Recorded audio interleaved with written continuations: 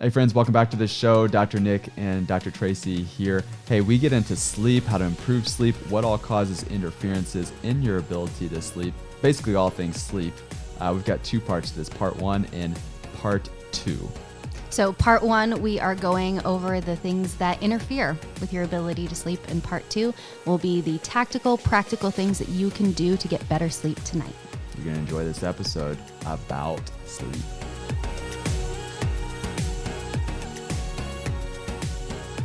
So we're talking about sleep. You and I were just talking about the fact that we're the only mammal who intentionally disrupts or delays our sleep. Yes. Isn't that crazy? I think it's crazy. Yeah, I'd never actually thought about that before, that no other animal on the planet will willingly delay sleep. So why do we do that? What are some of the examples? What do we mean by delaying sleep? Well, it's either, going to bed really late because we're doing whatever, we're working, we get tired, we push and power through that. We don't listen to our bodies. Many times we wake up artificially, whether that be the alarm clock or something else. And so we are the only mammals who intentionally do that to ourselves. Yeah, but it wasn't always that way. I mean, what did we do before we had electricity? We listened to our bodies, we followed the patterns of the sun, and we had proper circadian rhythms. So was it really the intention of our design to put off sleep? Right. And then when somebody's dealing with, call it sleep issues, then what do we do to try to treat those sleep issues?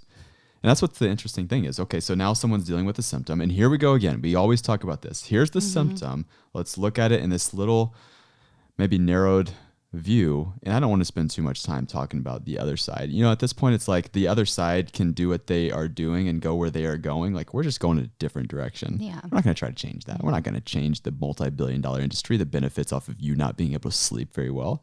But what we can do is talk about, hey, what causes the sleep problems to begin with? Yes, exactly. We know the outcome of the other side, and we're actively choosing a different way, a different and better way, because the idea is optimum function of the body, always. And if you're not sleeping, you're not functioning at your highest level. And if you're not functioning at your highest level, you're not healing. So if you're not sleeping, you're not healing. Exactly. That is why sleep is such a big deal. It goes far beyond just feeling tired or feeling fatigued. And even the CDC has showed us that almost a third of Americans have less than 6 hours of sleep every night, operating on less than 6 hours. And the standard, what our bodies need, is an average of 7 to 8 hours of sleep. Or just more Ambien. I'm just kidding. I had to throw it in there. Sorry. Just had to throw it in there. Are we treating the symptom or the cause here? So poor sleep is oftentimes a warning sign, though. If you really think about why is somebody not sleeping well, there's a lot of causes to this. And so we're going to get into some of the causes of, and then, what to do about it. Exactly.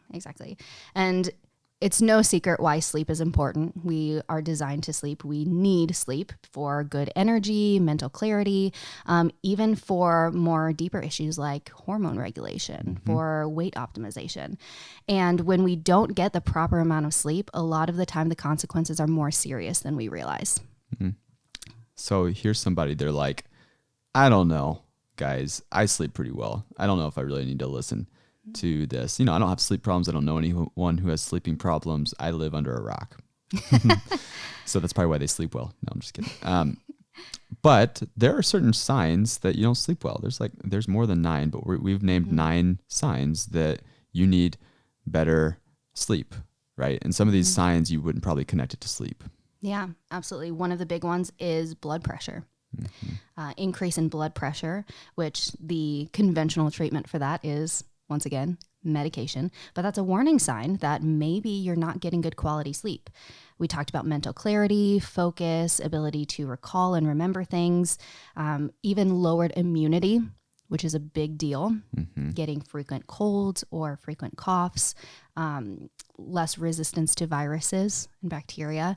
That is a big sign of sleep deprivation or even just lack of quality sleep. Getting off in patterns. So we talked about circadian rhythms a bit. We'll talk about that more, but your sleep patterns should be regular. If you are shorting yourself of sleep during the weekdays and then sleeping in to make up for it, to catch up on the weekends, that's a big warning sign too. Yeah, that's a struggle for somebody, especially if they have like a night job or if they just work weird hours or something like that. And so I always pre-frame this with that person who's, maybe you don't work a conventional job, or maybe just you have weird hours, or you just whatever. Well, listen, it's not a death sentence that you don't currently have a regular schedule and regular circadian rhythms. There are some things that you can do, and we're going to talk about this listen, none of us are perfect, and none of us have a perfect environment that we live in. And so if we know that, then there's some things that we can do to kind of mitigate the risk, if you will. Yeah, because getting good quality sleep, it's not just about the time you go to bed and the time you wake up. There are a lot of other extenuating factors that go into it. Yep. And so there are things that can disrupt sleep, but we got to talk a little bit more in depth about, what is sleep, and then hormonally, what are some of the hormones that would then influence that? And you and I came across an article about how not getting good sleep, when you don't get good enough sleep, the brain eats itself. Yes. Like literally the brain. So talk to me about that. What does it mean? The brain, because the article was kind of dramatic. The brain eats itself. Does the brain really eat itself? Like, let's dig into the research on that. What does that even mean? Yeah. So the title of the article in and of itself is very eye-catching. The brain may eat itself when it's sleep deprived. If that doesn't make you click on it and ask more, I don't know what will. But this is actually an article that was published in the Journal of Neuroscience. And what they did was they did a study on mice. And so they broke these mice into several different groups, ranging along the spectrum of perfect natural sleep. However long the mice wanted to sleep, they allowed them to do that. And then on the other end of the spectrum, they sleep deprived the mice completely, 24 hours a day for 5 days in a row. And what they did after that was they studied the brain activity of these mice. And what they found in the mice that had no sleep whatsoever was an overactivity of certain cells in the brain called glial cells. Now, this is going to get a little bit scientific, but not too bad. That's all right. Go for it. So glial cells are in your brain, and they're basically the housekeepers of the brain, I would say. Their job is to go around and clean up any debris, any waste, any excess tissue or cells, any synapses that are going bad. And that's important. It's actually necessary for our brains to be able to turn over and create new synapses and regenerate and repair. So glial cells are really important. But what they found in these mice that didn't get any sleep at all was not only an increase in number of glial cells, more than normal, but also an overactivity, meaning that there's a lot more being broken down and taken away from the brain than there should be. The parts of the brain that are necessary were being treated as waste. So the brain was literally wasting away because of 5 days of no sleep.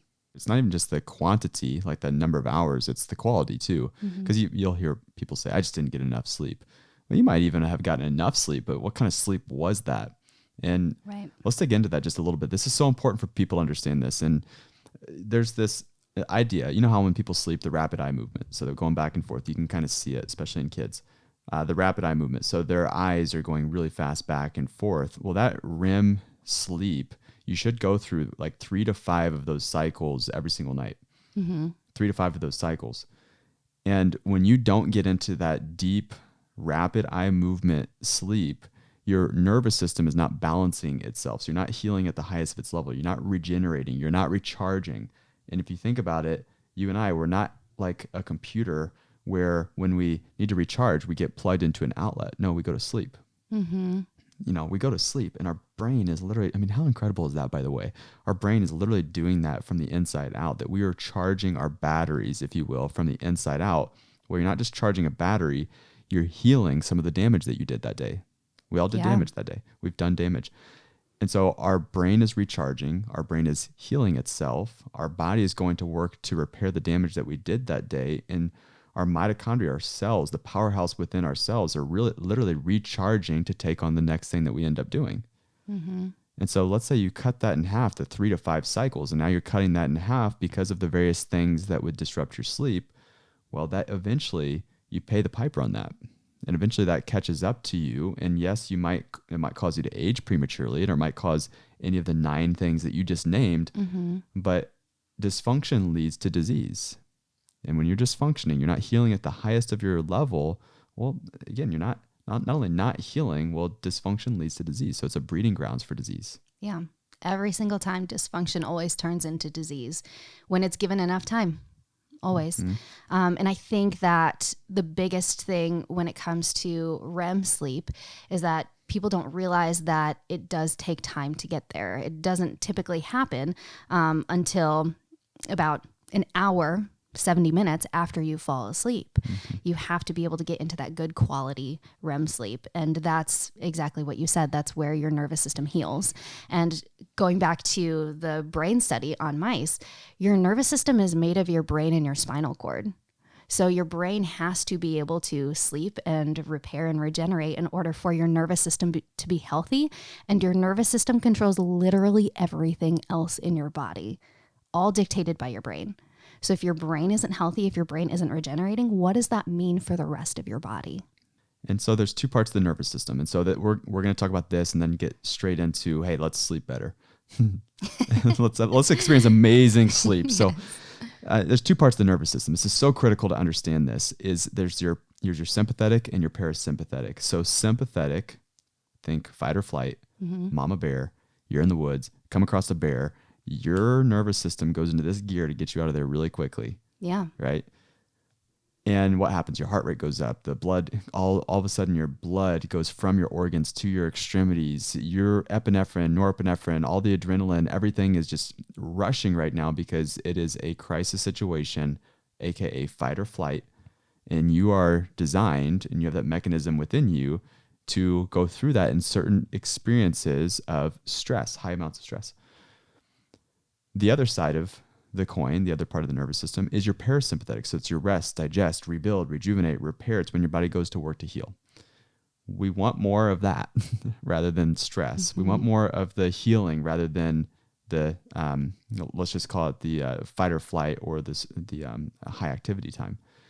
So what happens though is that because of our work environment, because of our artificial deadlines that we place on ourselves, because of the news, because of the things we look at, what happens is our bodies are in this constant state of stress. Our nervous system is ramped up when it really shouldn't be. Yeah, we're not often in situations where we're seeing a bear in the woods, but it's much more accessible to think about, like you said, the daily kind of low levels of stress that we put on ourselves chronically. And like you said, it's our work environment, it's the news, it's the things that we're filling our heads with, it's the products that we use. The chemical stress is still stress on the body. So toxins, the foods that we eat, all of these different things are causing low levels of stress that accumulate over time and cause us to be stuck in that constant sympathetic mode. And when we get stuck in that sympathetic mode, we then try to do things to kind of make up for the stress, right? So now we're kind of out of balance. So think about this. I didn't get enough sleep. So what do? Oh, we drink coffee. Yep, drink coffee or whatever the stimulant is. People say, I don't drink coffee, but then they've got like Mountain Dew, you know? Yeah, caffeine. Yeah, so they drink whatever it is to ramp back up, and then you get that 2 o'clock, like, oh, I'm crashing. And then what do? We kind of crave carbs. We then go and we get something else that is going to be some level of stimulant. And what is that doing is really getting this vicious cycle that gets very difficult to break that vicious cycle when that becomes your neural pathway or your habits that have then been formed. Yeah. And the entire time you're ramping up a hormone called cortisol, inappropriately, I would say, because we need cortisol. So we do have these two parts of the nervous system. They are both needed. So I want to be very clear about that. They both exist in the brain and they run through your spinal cord and your nerves. So thank God for our nervous system. Yes. That's why we have to not only protect it, but also make sure we maintain proper functioning of it. Right? That's why, again, as Max Living doctors, that's why we put the highest emphasis on the nervous system right out of the gate because of, how important it is. So if we understand that there's this importance of the nervous system, we can understand that it gets ramped up artificially sometimes. Well, then what are the different ways that we can manage this better and have better sleep? Well, understanding that you have to get down to your cortisol patterns. Okay, so cortisol, I said you have it and we should have it. It peaks in certain times of the day. right? So you have cortisol. What cortisol is the AKA stress hormone. It gets you out of bed basically in the morning, right? People say cortisol is a bad thing. It's a stress hormone. No, it gets you out of bed. It's the reason why you start your day off. That cortisol starts really high and then it goes down throughout the day. And if you actually look at the natural cortisol cycles, what happens when you consume that coffee because you, quote, didn't get enough sleep, you ramped up cortisol again. And when you ramp up cortisol, it takes a while for it to come back down again. Well, when you come back down again, you're starting to feel tired again. So what do again? The coffee, the tea, or whatever it is to artificially stimulate adrenaline or the cortisol. And so what ends up happening is that then it takes a while to come back down. And if cortisol is elevated, you're also not healing and repairing your tissue because it's a stress hormone. Right, because it's sympathetic or parasympathetic. Your body is supposed to be able to adapt and switch in between each one. But if you're stuck in that sympathetic mode, your cortisol is high, then you're not able to switch over into parasympathetic, which is rest, digest, heal, repair, exactly where you need in order to be healthy. And when you have high cortisol levels, guess what nutrient that you crave the most? Sugar. Right? So Sarah Gottfield, she's an MD, she authored the Hormone Reset Diet, and she calls cortisol the, quote, control system for hormones. So it's getting your blood pressure up when it needs to be up. She talks about it raises your blood sugar only when you most need it. It modulates your immune system. So if you're getting chased by a bear, great. You need carbs. You need that sugar because that's glucose is what you're going to use to get out of there very quickly. You're not being chased by a bear. No. Right? The kids kept you up too late.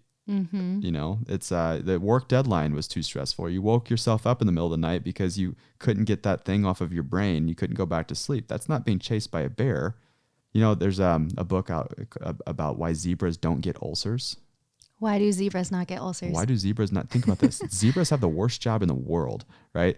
They go to the little pond there and there's a crocodile waiting to like snap them, right? They're just going out, they're playing with their zebra kids, right? And there's a lion like grazing, just ready to attack. And so their life is constant stress if you really think about it. And yet zebras don't get health issues because of their perceived stress. So they have this gift of not thinking about the future or internalizing these events that are eventually going to happen to them. So the reason why zebras don't get ulcers is because they're actually kind of stupid, right? And so we can learn from this in some way of like, oh my God, I am not being attacked by a lion that's grazing there. It's just a deadline, right? It's just, I just didn't get enough sleep, but I can now, you know, whatever it is, like it is actually probably not life-threatening. Yeah, you're absolutely right. And that all gets back to mindset. It's hard work to be present and to not worry about the future or ruminate on the past, but to be where you are now and experience life. Mindset is a huge factor in stress, and it's something that a lot of people are realizing is something we need to pay more attention to. Mental health is really important. Right. So there's a couple things here with elevated cortisol levels. You definitely don't want them to be ramped up after noon. And there are, sometimes you get into this high evening cortisol levels, and some people are just, some of their habits will crank up and raise their cortisol levels at night.